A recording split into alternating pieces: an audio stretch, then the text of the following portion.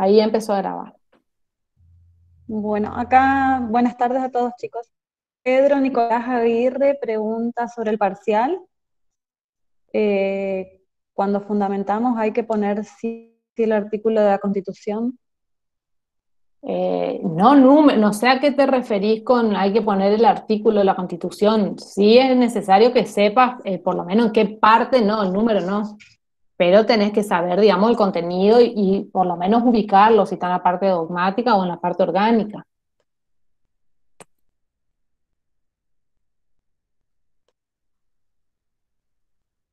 De nada.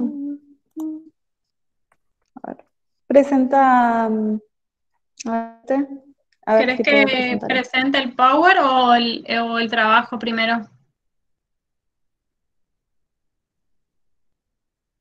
A ver Ahí lo presento si querés. Ahí está, Ahí, perfecto. ¿está viendo? Bueno, hoy vamos a trabajar en el trabajo práctico 7B. Es importante que tengan, chicos, la Constitución, así vamos contestando cada punto. Es bastante fácil y vamos a iniciar con lo que es juicio político, que acaban de verlo, así que creo que no va a haber ningún problema. Lo que les voy a pedir es que traten de participar lo más que puedan. Bueno, recién dijimos que el juicio político es un procedimiento a través del cual el Congreso puede remover de sus cargos a determinados funcionarios por causas que están establecidas en la Constitución Nacional. Estos funcionarios que van a ser sometidos a juicio político, ¿por qué requieren de este proceso de juicio previamente a ser juzgados? Por dos cuestiones. Una es porque tienen la inamovilidad, privilegios, inamovilidad en sus funciones y una inmunidad de jurisdicción penal, que es lo que acaba en la clase teórica, digamos.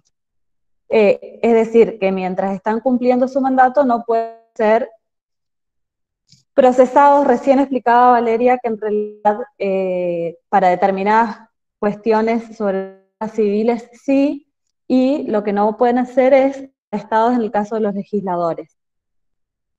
Pero ellos no son los que van a estar sometidos a juicio político propiamente dicho, porque ellos tienen otro tipo de sistema de desafuero, digamos. Bueno, vamos a ir al primer punto.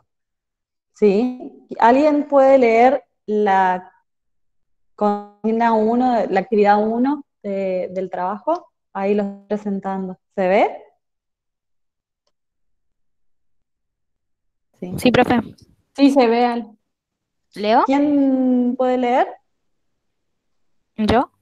Susana. Bueno, Identificar en te qué parte escuchamos. del artículo de la Constitución Nacional se encuentran previstos el Instituto del Juicio Político.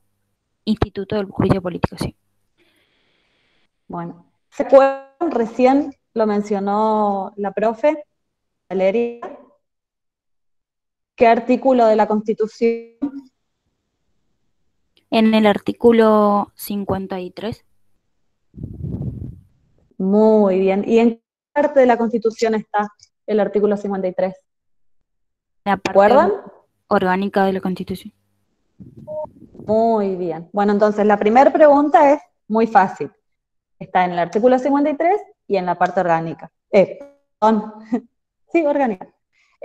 ¿Alguien puede leer el artículo 53? Así vamos a responder a la siguiente pregunta. Yo, profe. Bueno, ¿no ¿Lourdes? Sí, Bueno, artículo a ver, 53. Solo sí. ella ejerce el derecho de acusar ante el Senado al presidente, vicepresidente. Disculpa, Ah, sí, Lourdes, sí. cuando dice solo ella, ¿a quién se refiere? Solo ella. Que está en el artículo 52, digamos.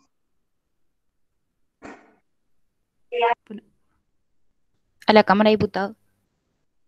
Muy bien, entonces, ahora sí, Claro, sí. estamos hablando de la Cámara de Diputados. ¿Qué dice el artículo 53? Leo, dale.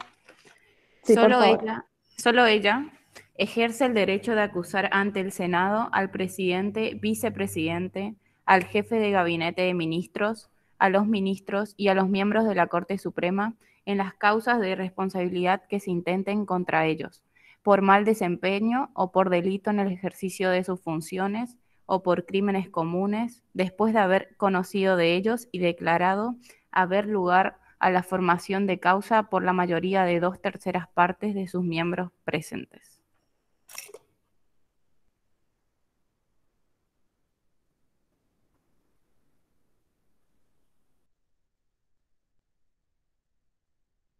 Ale, no se te está escuchando. Perdón. Bueno, teniendo en cuenta, dice el punto número 2, lo dispuesto por la Constitución Nacional, complete el siguiente esquema. Voy a ir al anterior, para que no lo vean y lo digan ustedes. Si querés, dejo de compartir y compartir el trabajo, entonces ellos lo van respondiendo y después le voy poniendo la solución. ¿Te parece, Rocío? Sí, Ale, lo comparto al trabajo. Vale, dejo de compartir yo.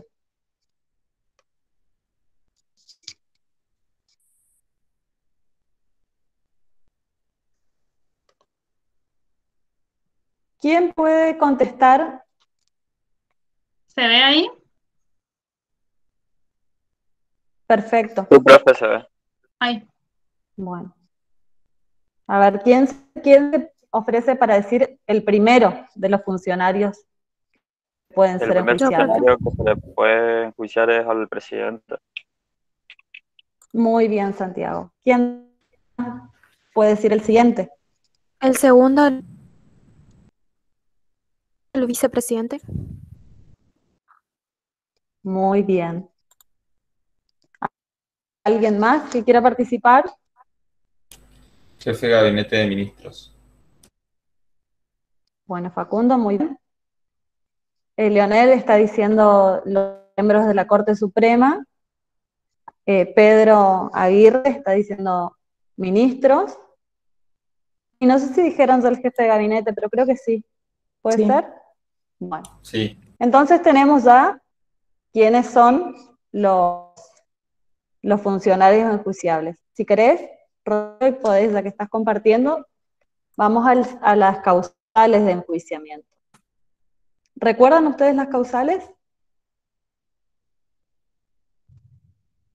Son 3. Mal desempeño en sus funciones, ¿era una? Sí, muy bien. ¿Quién participó? Perdón que no pude ver. Jimena Ojeda. Jimena. ¿Quién más puede participar? Porque son 4 o 5 siempre. A ver, Facundo. Muy bien, por la Comisión de Delitos Comunes. Y hay uno más que son... ¿Son ustedes? Que no los delitos comunes, sino delitos Crímenes, profe. en ejercicio de sus funciones. Muy bien, Facundo. Bueno, y pasamos al tercer punto.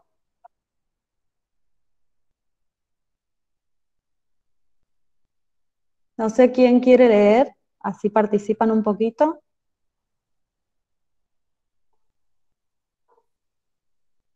¿O entendieron muy bien lo que explicaste, Valeria, o es muy fácil el trabajo? Porque Están muy callados, muy callados. Profe, leo si querés. bueno, Jimena, gracias.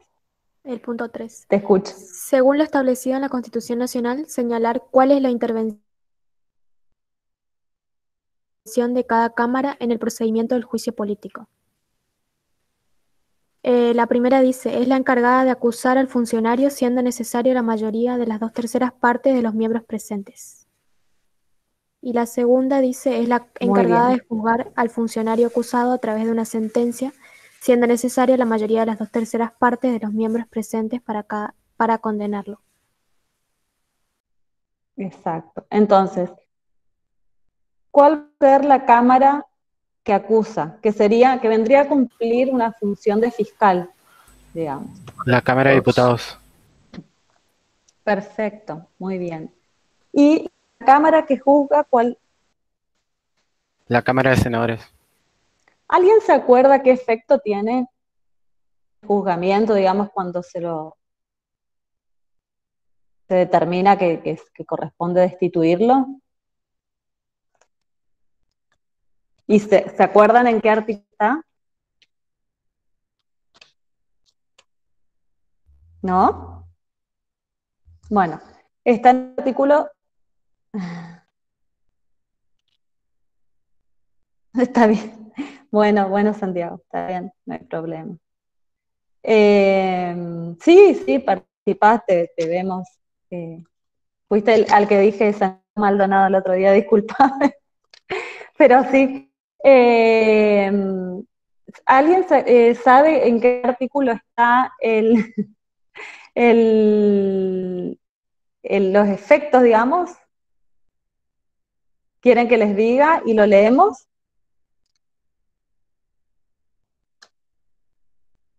Por favor. Bueno, en el artículo 59, perdón, el 60,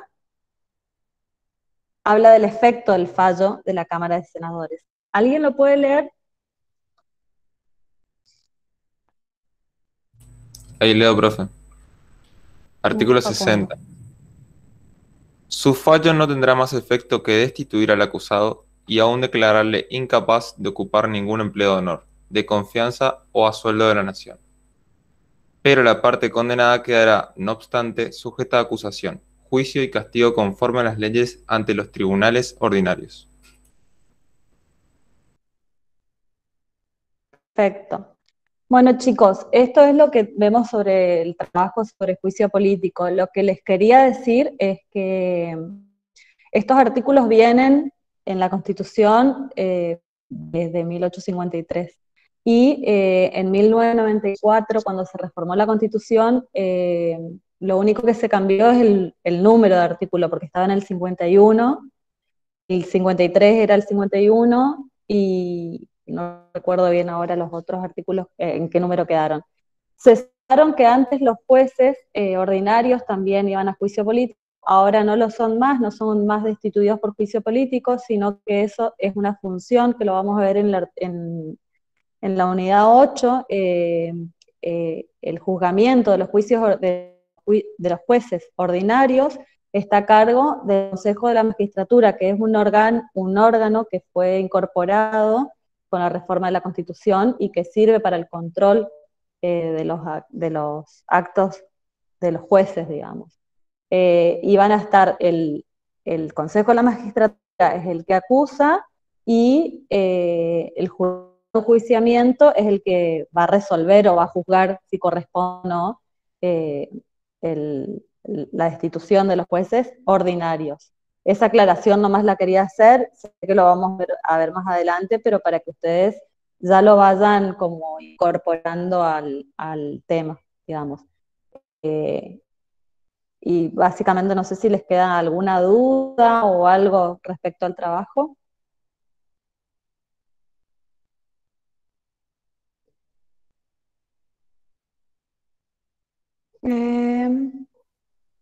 Una pregunta, dice, ¿en qué parte está este trabajo? Porque en el aula solo me aparece trabajo ¿A qué práctico. grupo perteneces? ¿A qué grupo perteneces? Al 9. El 9 es el mío, perdón. Ahí No, el mío, Ale, pero está cargado. Yo lo cargué hoy a los dos. Después del 7A aparece el práctico 7B. Ya lo chequeo en todo caso, pero está cargado.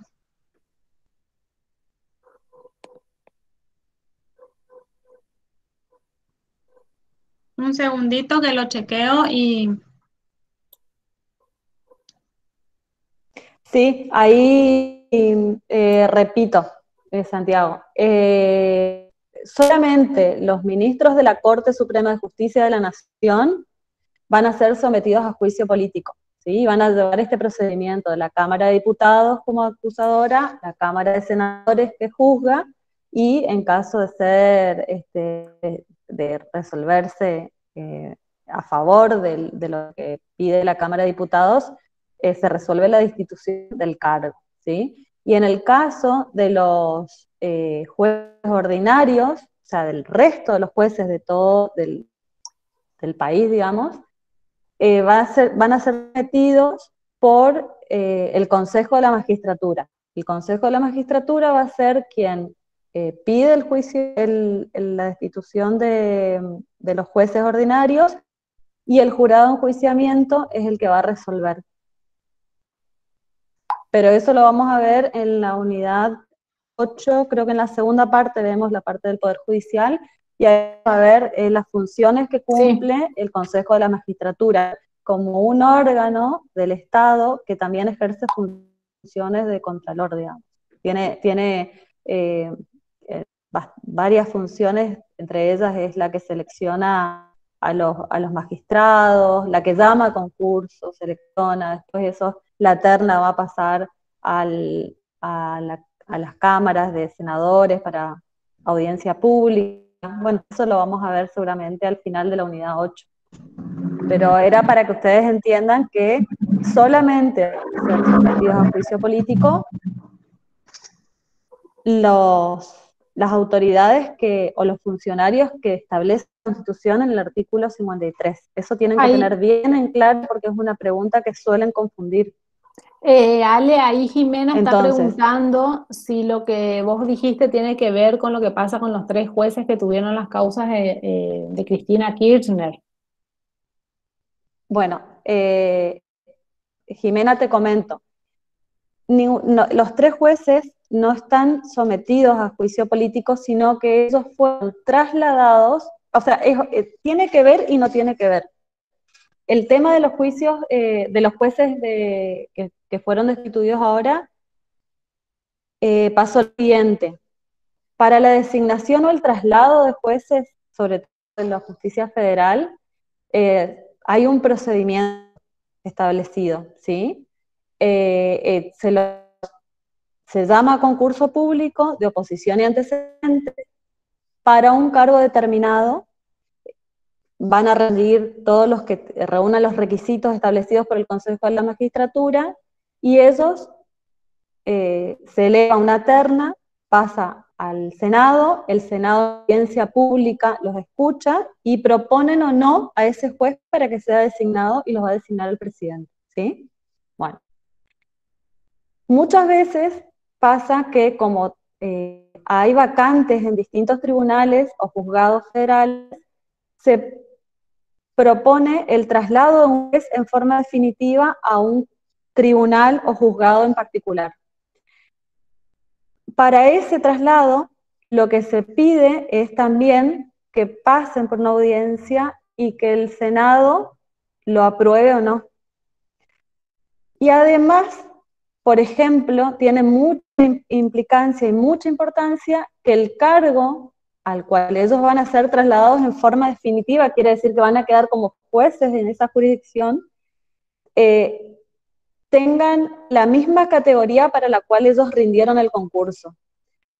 ¿En qué tiene importancia, más que nada política? Esto, en que muchas veces hay juzgados que tienen, además del fuero, por ejemplo, penal, tienen una secretaría electoral, y es la que controla todo lo que tiene que ver con la elección. Entonces, lo que le interesa al Senado es que el juez que va a estar a cargo de un juzgado o tribunal en particular cumpla con los requisitos que establece la Constitución y que establece el Consejo de la Magistratura para su designación definitiva. En el caso de estos jueces, fueron designados sin esa audiencia pública que se hace en el Senado. Y se los destituyó porque, por lo que entendí, ¿no?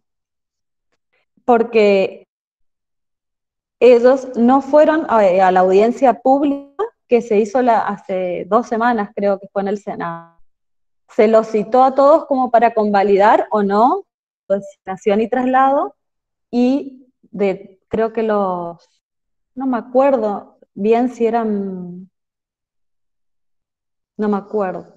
Les miento si les digo 11, 22 porque no me acuerdo. Hay 3 que no fueron, y que es más, presentaron una una apelación, un recurso, como que es inconstitucional, porque ellos consideran que su designación se hizo dentro de en cumplimiento de todos los requisitos establecidos por la norma en el momento en que fueron trasladados. Eso es lo que pasó. No sé si me explico, no sé si lo entienden. Y no tiene que ver con juicio político o un juicio ante un jurado de enjuiciamiento, sino con la legalidad de su designación. Si cumplieron con los requisitos y las formas para su designación o traslado.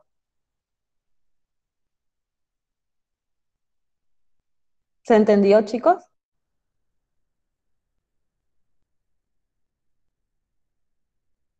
Perdón, Enzo, pregunta si todos escuchan entrecortado, porque puede ser mi audio, yo estuve teniendo problemas de audio. ¿Ustedes escuchan bien? Sí, yo sí. ¿Sí? Bueno. Capaz que es tu auricular, Enzo, o la compu. No sé de dónde estás escuchando, si es el teléfono o qué. Yo también está, pero era cuando estabas explicando recién, Ale. Es como que va y viene, se ve que el internet está complicadito. Ah, bueno, pero ¿se escucha o no? ¿Se entendió cómo es qué pasó con estos 3 jueces? Yo te reentendí. Ah, bueno, es más que nada se los destituyó porque no presentaron en la audiencia pública a la cual fueron citados para que vayan al Senado, digamos.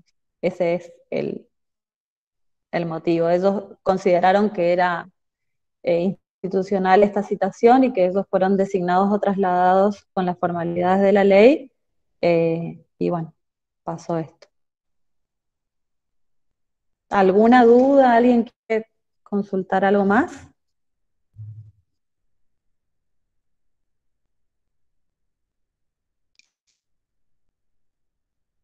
Nada. Nada. Bueno, ¿continuamos entonces? Pasamos con la actividad 2, chicos. Dale, profe. Bueno, ahí voy a presentar el Power. ¿Lo ven ahí? Sí, se ve. Sí. Bueno, acá lo que pusimos básicamente es para hacerle para que recuerden nomás lo que explicó la profe Vale, que el proceso de creación de la ley consta de 3 etapas: la iniciativa, que consiste en la formulación del proyecto; la etapa constitutiva, que va a consistir en la sanción de la ley; y la etapa de eficacia, que es cuando se promulga y se publica la ley en el boletín oficial, que es realizado por el Poder Ejecutivo. Ahora voy a necesitar a alguien que me quiera leer la consigna del caso. ¿Quién se ofrece? ¿Lo ven ahí? Sí, se ve. ¿Quién quiere leer de alguno que no haya participado? ¿La consigna, profe? La consigna, sí, y el caso y las preguntas. Bueno, ahí leo yo, si quiere. Bueno, ay, perdón. Acá, ahí está. Lea atentamente los casos planteados e identifique los pasos que faltan para la sanción y promulgación de las leyes que se presentan. Caso 1. Se inicia un proyecto de ley sobre tributos en la Cámara de Diputados y el mismo es aprobado con la mayoría requerida por la Constitución Nacional. El proyecto pasa a la Cámara de Senadores y esta le introduce modificaciones al mismo. Preguntas. A. ¿El proyecto está correctamente iniciado en la Cámara de Diputados? Justificar la respuesta. B. Si la Cámara Revisora modifica el proyecto de ley, ¿qué curso debe tomar ese proyecto? ¿Qué les parece a ustedes con todo lo que vimos en teoría? ¿El proyecto está correctamente iniciado en la Cámara de Diputados? ¿Está bien que esa sea la Cámara de origen? ¿Pueden identificar con algún artículo de la Constitución que vimos?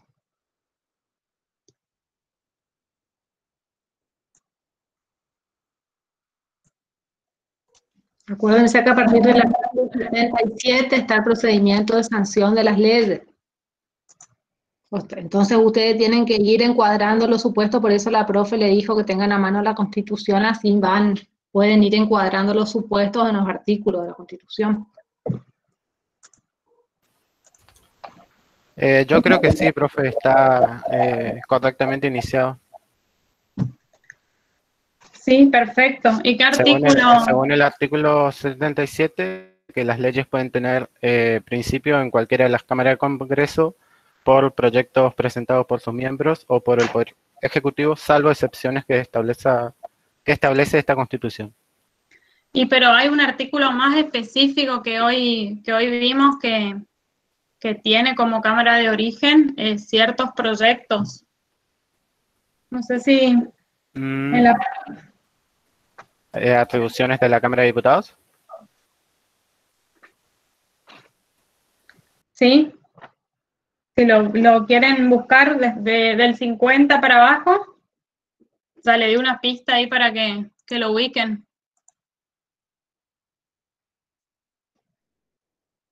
¿Es el artículo 53, profe? Me parece que uno menos. 52, perdón. El 52. ¿Lo querés leer, por favor? Que dice que le corresponde exclusivamente la iniciativa de las leyes sobre contribuciones y reclutamiento de tropas. Perfecto, efectivamente. Y también lo puse acá en esta diapositiva, que también lo podemos relacionar con el artículo 75, inciso 2, que también ahí en una partecita dice imponer contribuciones indirectas como facultad concurrente entre nación y provincia, y también tiene una correlación directa con el artículo 4 que vimos en la unidad 3, que habla de los fondos del Tesoro de la Nación. Yo los puse esos artículos para que vayamos uniendo todo, o sea, que no piensen que esta es una unidad colgada. ¿Se entendió hasta ahí? Sí, profe. Sí, profe. Bueno, vamos con la preguntita B. ¿Qué les parece en este caso que dice si la Cámara Revisora modifica el proyecto de ley? ¿Qué curso debe tomar ese proyecto? ¿Se acuerdan que la profe Vale les explicó, les hizo bien el caminito? Sí, profe, tienen que volver a la cámara de origen. Se pueden dar distintos supuestos, que acá les voy a explicar. Que el proyecto de ley sea desechado parcialmente por la Cámara Revisora, es decir, que lo aprueba adicionándole modificaciones, entonces el proyecto vuelve a la Cámara de origen para que se analicen dichas modificaciones. Esto es importante que tengan en cuenta que la Cámara de origen no puede agregar adiciones o correcciones, solo debe pronunciarse sobre lo que hizo la Cámara Revisora. Y la Cámara de origen va a tener dos opciones. Por un lado, aprobar las modificaciones introducidas por la Cámara Revisora, que ahí va a ser necesario el voto de la mayoría absoluta de los miembros presentes. En ese caso que se dé la mayoría absoluta, el proyecto va a quedar sancionado con las modificaciones y va a pasar al Poder Ejecutivo para su promulgación. O bien, la Cámara de origen puede insistir en la redacción originaria para que el proyecto sea sancionado sin las modificaciones. Ahí la Cámara de origen va a necesitar el voto de la mayoría absoluta de los presentes en el caso de que la revisora haya votado esas modificaciones por la mayoría absoluta, o bien las 2/3 partes de los presentes en el caso de que la revisora también haya votado con las modificaciones con las 2/3 partes de los presentes. ¿Qué pasa si no se logran esos votos? El proyecto va a quedar sancionado con las modificaciones y va a pasar al Poder Ejecutivo. Fíjense que esto es muy importante que ustedes se hagan el caminito, porque pueden dar que se sancione como estaba redactado originariamente o que se sancione con las modificaciones. ¿Se entendió esa partecita? No sé si fui muy rápido, pero igual es como es todo teórico, es como para que ustedes se hagan bien el caminito y estudien, o sea, como que desdoblen el artículo 81 en dos partes. ¿Se entendió? ¿Quieren que repita de vuelta? O no veo si me escribieron No algo en sé, el chat. Rocío, si te parece bien y querés pedirle a los chicos que participen o Sí, sí, sí. si entienden, le podemos hacer la pregunta, a ver en un caso y en otro, cuál sería el procedimiento. Vale, me ¿Entendieron, dijo chicos? que miremos en la lista. ¿Entendieron? Los que no participan. Sí, porque hay algunos que no, en realidad son siempre los mismos los que participan. Me preguntan, ¿debe volver a la cámara de origen para ver las correcciones? No estoy entendiendo tu pregunta. O sea, la cámara de origen, lo que va a hacer, va a insistir en la redacción originaria del proyecto sin que sea sancionada por las modificaciones de la revisora, pero en caso de que se apruebe, de que se introduzcan las modificaciones, es necesario el voto de esa mayoría absoluta de los miembros presentes. No sé si te referís a eso. Dice que era una respuesta más bien. Bueno. Entonces, el próximo, ¿se entendió? Sí, queremos que participen más ustedes para ver si van entendiendo, porque es como que yo estoy repitiendo todo lo de la teoría, o sea, como que me gustaría que participen un poquito más, y como dicen las profes, siempre son los mismos. ¿Se entendió, chicos? Sí, profe. ¿Profe? Sí, profe. Bueno, vamos a pasar al caso 2 y ahí sí ustedes me van a ir dictando las respuestas. ¿Profe? Sí. Para que sea considerado que fue desechado totalmente por una de las cámaras, debe votarse las 2/3 partes. Y eso va a depender de qué mayoría se exija, pero si se desecha totalmente por una de las cámaras, ya no se puede volver a tratar en ese año el proyecto. O sea, queda totalmente afuera.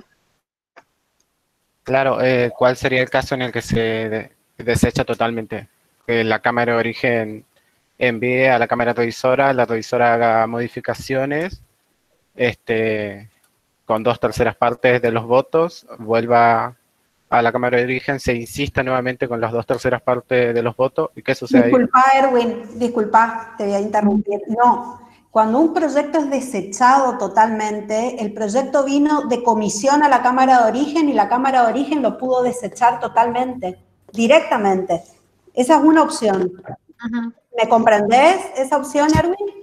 Sí, sí, sí. El proyecto del estudio de comisiones, o sea, ya viene a que la cámara lo Se trate. presenta el proyecto para que lo traten y lo rechazan. Y como te dijo Rocío en ese caso, depende de qué proyecto se trate, entonces depende de qué mayoría, si era 2/3 y no se llegó a los 2/3, listo, el proyecto quedó desechado totalmente. Ni siquiera pasa la revisora. Está. Karin, disculpa Sí, que te pregunte. Yo no me acuerdo el caso de la ley de aborto, lo único que me acuerdo es que no se pudo volver a tratar ese año.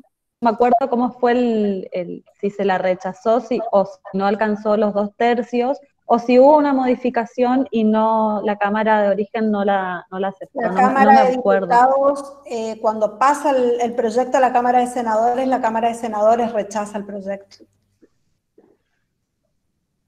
Y ahí, en ese caso es que no se pudo volver a tratar durante todo el año. De aquel año. Sí, así es, Enzo, como estás diciendo. Sí, así fue, tal cual. Pero lo que quería aclararle por ahí es que puede ser tranquilamente que ni siquiera pase la revisora.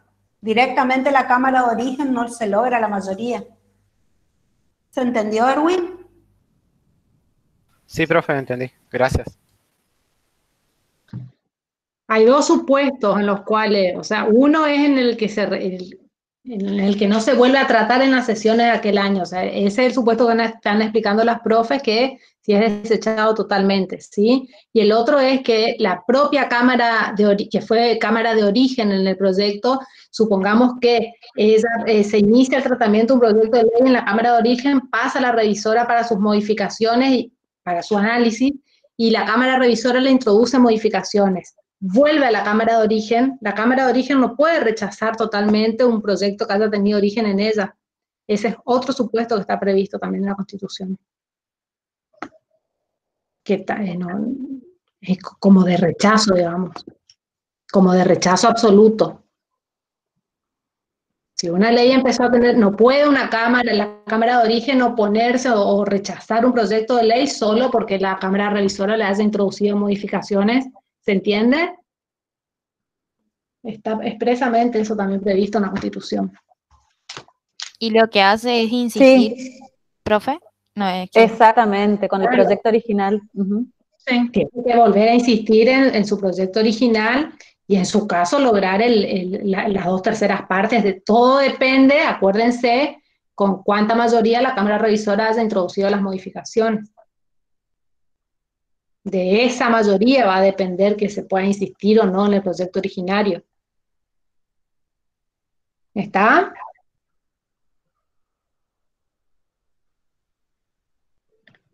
¿Se entendió? Pasamos al caso 2.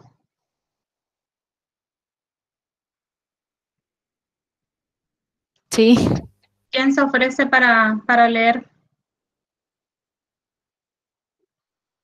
¿Lo están viendo ahí del Power? Yo leo. Bueno, dale, Enzo. Bueno, se inicia un proyecto sobre coparticipación federal en la Cámara de Senadores. El proyecto pasa a la Cámara de Diputados para su revisión y ésta lo aprueba. A. ¿Qué procedimiento debe realizar la Cámara de Diputados una vez que se sancionó el proyecto de ley? Y B. ¿Qué atribuciones posee el Poder Ejecutivo? ¿Qué les parece a ustedes? ¿Que está bien iniciada el proyecto de coparticipación federal en la Cámara de Senadores? No. ¿Por qué no? No, perdón, sí, está bien. Eso lo dice expresamente ¿qué artículo? Si en la parte que vieron coparticipación y que hicieron el trabajo en la wiki, tuvieron que haber buscado el articulado, ¿se acuerdan? En el artículo 75, inciso 2. Perfecto. Sí, en una partecita ahí del artículo dice eso. ¿Y qué procedimiento creen ustedes que debe realizar la Cámara de Diputados una vez que sancionó el proyecto de ley?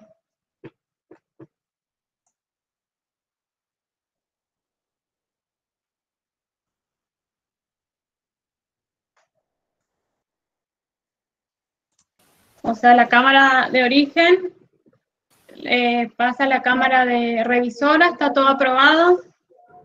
Publicar en el boletín. ¿Se envía al Poder Ejecutivo?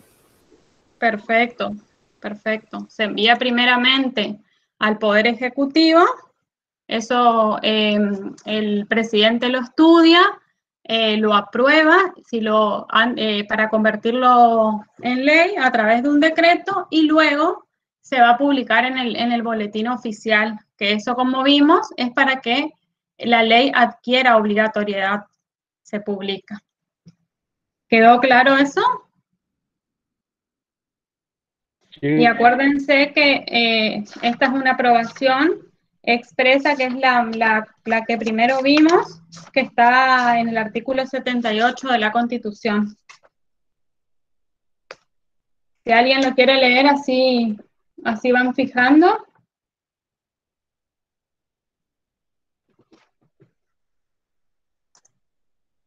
Alguien que no haya participado. Encima que hoy estamos poquitos. Es la oportunidad para que se animen. A ver, Facundo, ¿está?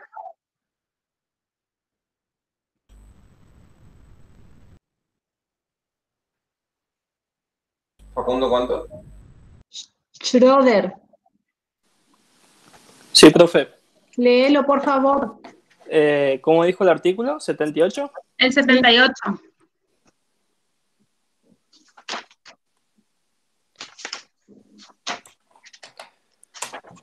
Puede ser este que dice aprobado un proyecto de ley por la Cámara de su origen, pasa para su discusión a la otra Cámara. Aprobado por ambas, pasa al Poder Ejecutivo de la Nación para su examen. Y si también obtiene su aprobación, lo promulga como ley. Perfecto, es lo que nos dice acá el caso, que se inició en la Cámara de Senadores, pasó a la Cámara de Diputados y se sancionó el proyecto de ley. Está bien clarito el proceso en este caso. ¿Se entendió? Sí, profe. ¿Y qué atribuciones creen ustedes que tiene el Poder Ejecutivo? De lo que vimos, de lo que se dio en la teoría. ¿Puede vetarla total o parcialmente? Esa es una de los que puede hacerlo, pero primeramente, ¿qué puede hacerlo? ¿Puede promulgar? Sí, ¿De puede qué promulgar. forma? Que vimos en teoría. Tácitamente también. En forma expresa, en forma tácita, y ahí alguien más me dijo que puede vetar total o parcialmente la ley. Bueno, acá les doy la respuesta, que aprueba y convierte en ley a través de un decreto en forma tácita cuando el Poder Ejecutivo no lo aprueba ni lo devuelve observado al Congreso en el plazo de 10 días hábiles desde este último que se envió, y puede vetar el proyecto entero o en partes, que dice que el Poder Ejecutivo desecha el proyecto por ambas cámaras y en este caso el proyecto vuelve al Congreso para ser tratado nuevamente. Y ahora yo les pregunto a ustedes, si veta total o parcialmente una ley, ¿qué debe cumplir? ¿Qué requisitos que están expresamente en la Constitución que la profe Vale hoy les explicó, si recuerdan? Esto no está en el caso práctico, pero es como para que ustedes vayan refrescando conceptos.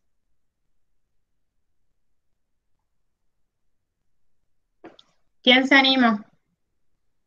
Con sus palabras, chicos, no hace falta que nos digan textual como que entendieron.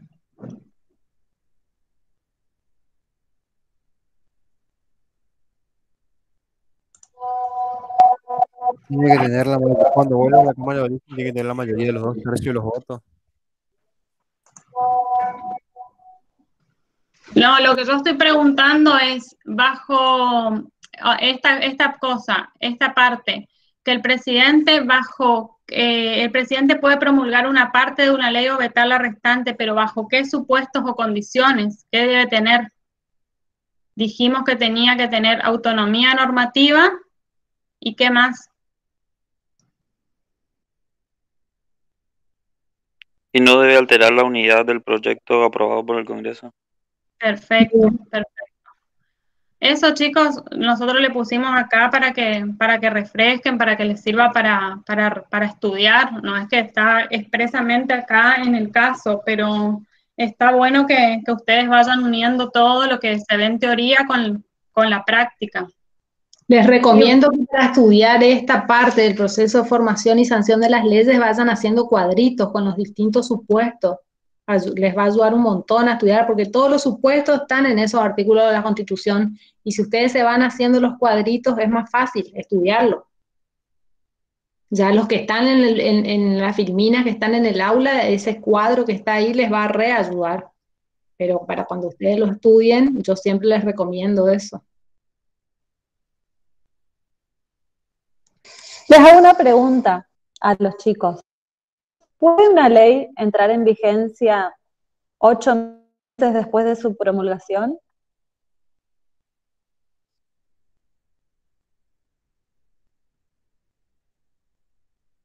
Sí.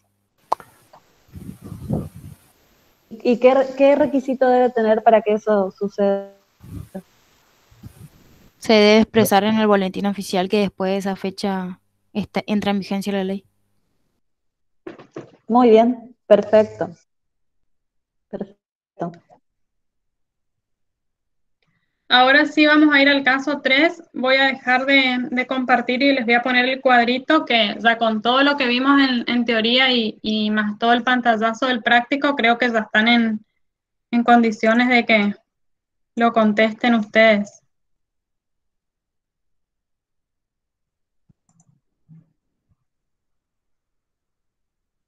Un segundito.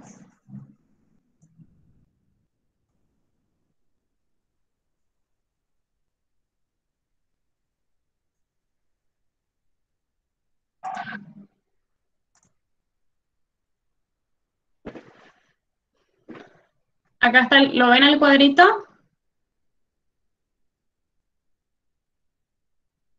Sí, profe, se ve. Bueno, si la Cámara de Origen aprueba el proyecto y da como resultado que se sanciona el proyecto aprobado por la Cámara de Origen, ¿qué creen ustedes que hace la Cámara Revisora para que dé ese resultado? Aprueba el proyecto. Perfecto.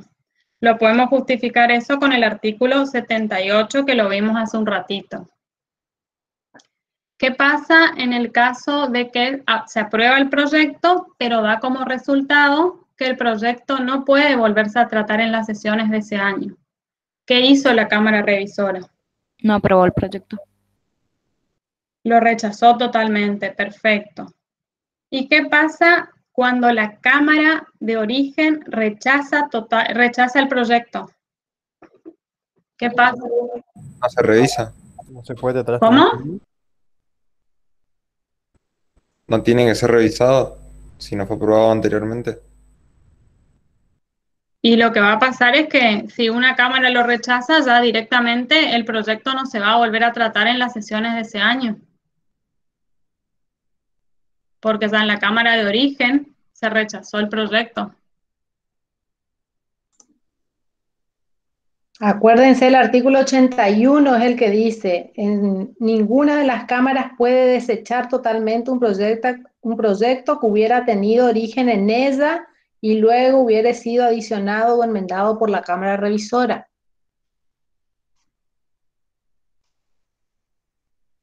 Acuérdense de ese supuesto también. No puede rechazar el proyecto solo porque la revisora le introduzca modificaciones. Tengan presente ese supuesto también, por eso les digo que les va a resultar más fácil estudiar si van haciendo cuadritos de los distintos supuestos. ¿Se entendió, chicos? ¿Quieren preguntarme algo que no les haya quedado claro? Pero sí, les va a ayudar muchísimo el tema de que se hagan cuadritos con flechas y demás. Básicamente de los artículos estos que les va a servir para estudiar y para recordar fácilmente.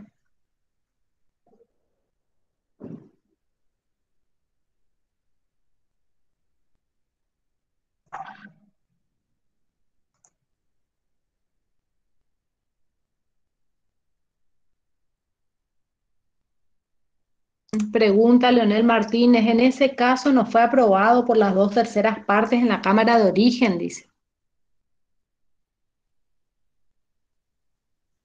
¿Vos te referís al último supuesto?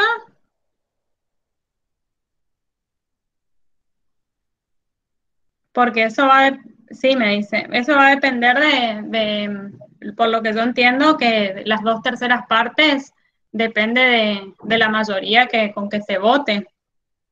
En este caso no sabemos, pero puede ser que sea con la mayoría absoluta o con las 2/3 partes.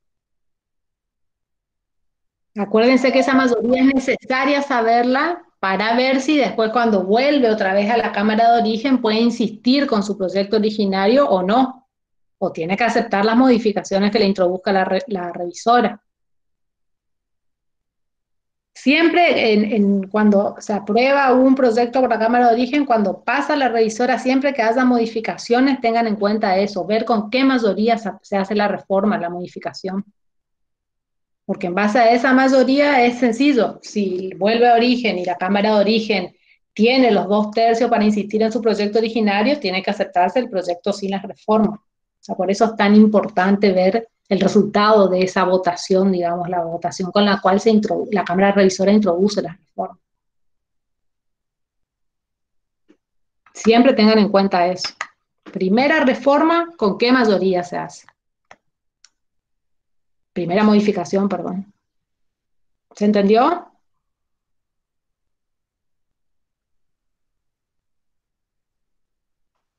Sí, profe. Okay. Sí,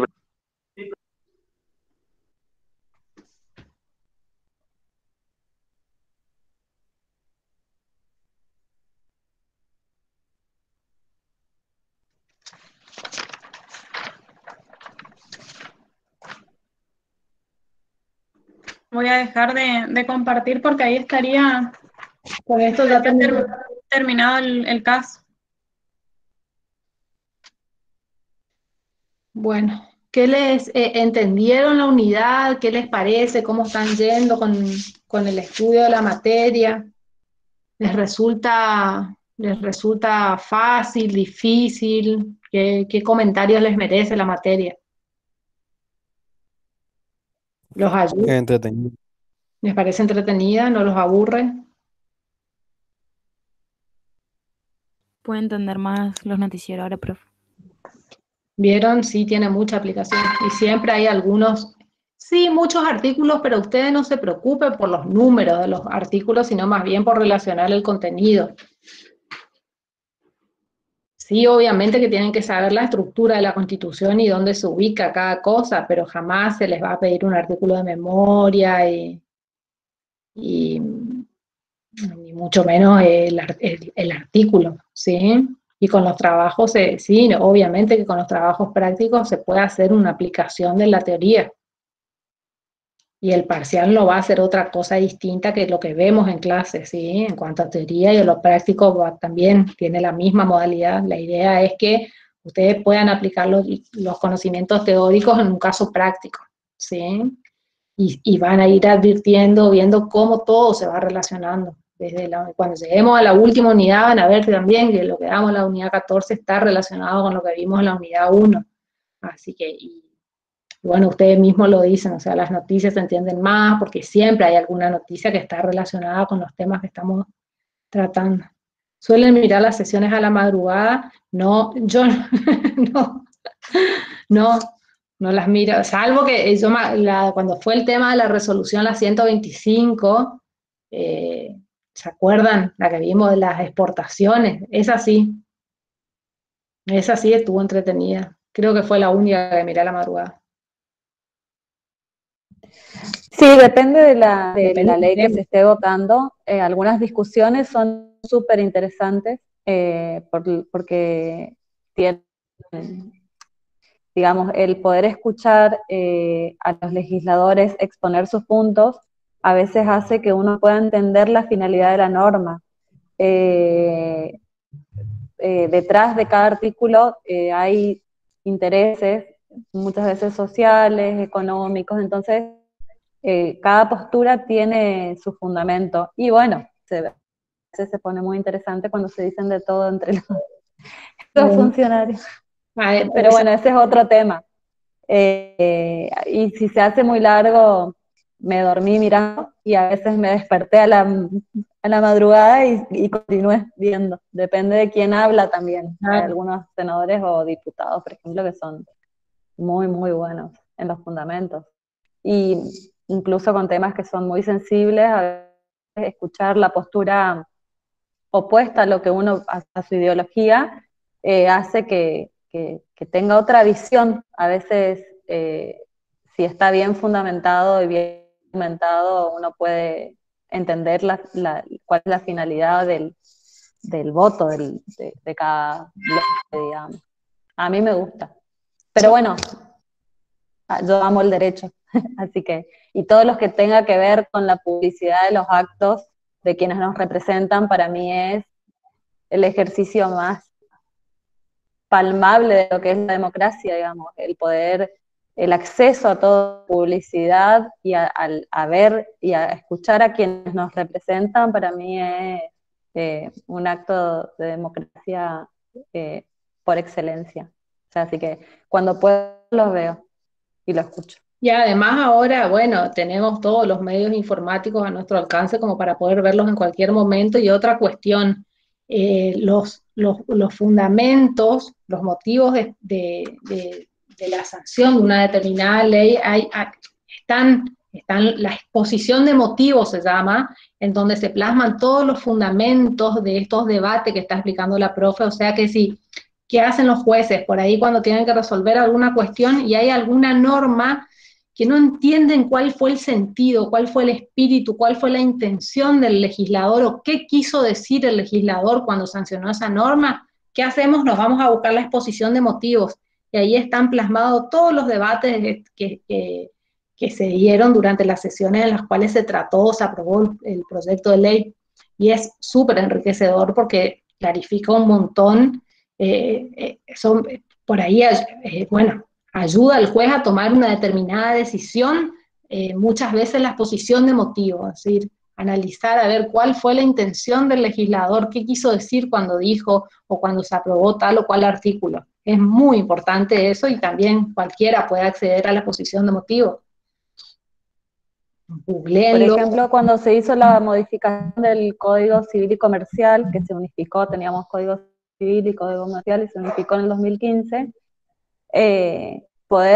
yo leí varias comisiones, o sea, los motivos de varias comisiones de las reformas, y hace que uno le dé otro sentido a un artículo. Es más, generalmente los casos que se plasman en la justicia, el derecho no es matemática, no es 1 más 1 es 2. Entonces, muchas veces ver, leer y escuchar o poder interpretar la norma de acuerdo a cuál el fin que tuvieron al sancionarlo es muy esclarecedor. Así que yo les recomiendo. Y lo otro que van a ver, supongo que cuando tengamos el trabajo B, que es Poder Judicial, a mí me gustaría, no sé si vamos a poder pasarles un fragmento de lo que fue la audiencia pública en el Senado, ante el Senado, de los magistrados estos que fueron citados, de los que estuve hablando hace un ratito. Es muy interesante y es muy bueno que cualquier persona pueda acceder a eso, que la ciudadanía completa pueda tener acceso y escuchar a quienes van a resolver sus conflictos. O sea, poder tener acceso a eso, poder escuchar las preguntas que se les hace en el Senado es muy bueno, digamos. Y cualquiera puede tener acceso a eso, que está bueno. Van a ver digamos, no es en vivo, pero van a ver cómo es el proceso de designación de jueces, o traslado, o en este caso de la legitimación del cargo. Así que es interesante.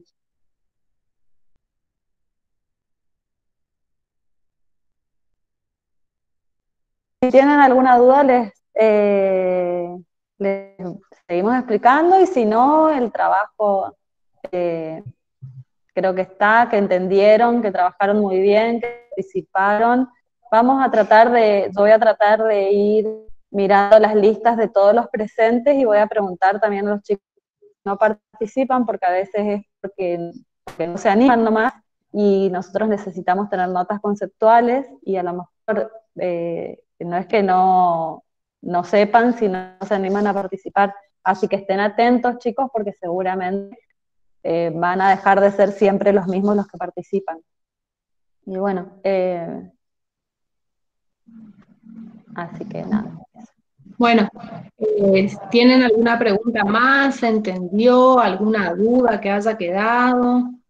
Si no, el jueves arrancaríamos con la unidad 8 también. Con la unidad 8 terminaríamos lo que son las autoridades federales, ¿sí? La segunda parte, digamos, analizamos el órgano legislativo y nos queda el ejecutivo y el judicial, ¿sí?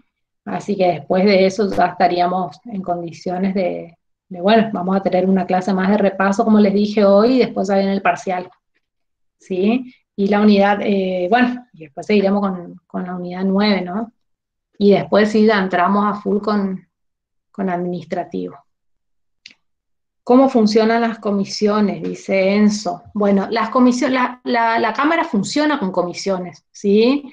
Es muy común que así funcionen, por eso yo hoy les decía que se presenta un proyecto de ley y lo primero que hacen es, dentro de las comisiones, analizar el proyecto de ley, porque hay muchas comisiones, ¿sí? Y cada una especializada en temas específicos, por bloques, por oposición, oficialismo, ¿sí? Son las primeras que analizan los proyectos de ley y luego hacen un informe, un despacho de comisión se llama, con un análisis positivo o negativo del proyecto de ley y recién a partir de ahí, con ese despacho de comisión, se pasa al plenario de las cámaras, Cámara de Origen y Cámara Revisora luego, y recién ahí se empieza con las sesiones ordinarias, formales, de tratamiento en pleno se les llama, funcionando la Cámara en pleno cuando comienzan con el análisis de la ley.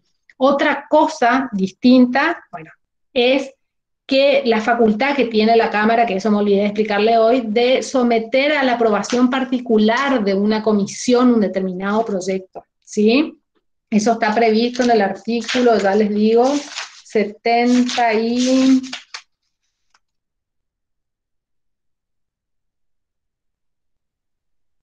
en el artículo 79, si se presenta el proyecto de ley, lo analizan las comisiones, hacen el informe, pasa para su análisis a la Cámara de Origen. Puede ser, las cámaras tienen, con la reforma del 94 se incorporó esto, la facultad de someter a la aprobación en particular de un proyecto, ¿sí? Luego de aprobado, luego de analizado por la Cámara de Origen, a su vez pueden someter la aprobación de ese proyecto a una comisión específica. O pueden dejarlo sin efecto, fíjense cómo dice el 79. Cada Cámara, luego de aprobar un proyecto de ley en general, puede delegar en sus comisiones la aprobación en particular de un proyecto, ¿sí? Con el voto de la mayoría absoluta del total de sus miembros. O sea, una cosa es el informe o el despacho que hacen las comisiones cuando se presenta el proyecto de ley, y otra cosa es que se puede someter a la aprobación en particular de un proyecto de ley de alguna de las comisiones de la Cámara, de cualquiera de las dos.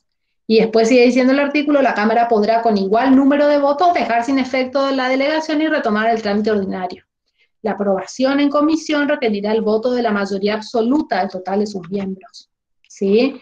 Cuando el cómputo debe hacerse, cuando la Constitución dice que el cómputo debe hacerse sobre el total de sus miembros, se entiende que es una mayoría agravada, porque se entiende que es sobre los 257 diputados, ¿está? O sea que es necesaria una mayoría más amplia que si se calculara sobre los presentes, ¿se entiende? Una vez aprobado el proyecto en comisión, sigue el trámite ordinario, pasa para su revisión a la Cámara Revisora. Acá Facundo pregunta, en cuanto al... ¿Se entendió eso? ¿Enzo? Ok. Facundo pregunta, en cuanto al parcial, en algunas partes prácticas tuvimos que realizar cálculos. ¿Es posible que necesitemos tener a mano una calculadora? Por las dudas, no. No, quédense tranquilos que no va a haber números. El único número que se le puede presentar es el de la mayoría absoluta, que ya se lo tienen que es fácil, digamos. O sea, mayoría absoluta para el quórum para la Cámara de Diputados es ¿cuántos legisladores eran? ¿Cuántos diputados? ¿Se acuerdan que hicimos la diferencia entre la mitad más uno y más de la mitad? ¿Y en qué concluimos? Muy bien, Leonel, 129. Entonces, el único cálculo que pueden llegar a hacer es ese, digamos, que se les pida cuál es el quórum en la Cámara de Diputados o senadores. Sí, pero otro tema en el que puede llegar a haber números en el de sistemas electorales, pero quédense tranquilos que no va a haber, no vamos a plantear cuestiones numéricas ni de cálculos en el parcial. ¿Está? ¿Alguna otra duda que les haya quedado? ¿Nada? ¿Se entendió todo? De todos modos, acuérdense que ustedes pueden, si les quedó alguna duda de la clase anterior, la preguntan en esta clase, aunque estemos dando otros temas, no hay ningún problema, ¿sí? Y recuerden que igual vamos a tener una clase de repaso, así que vamos a andar bien. Díganme si tienen alguna pregunta y si no, yo ya dejo de grabar y terminamos la clase.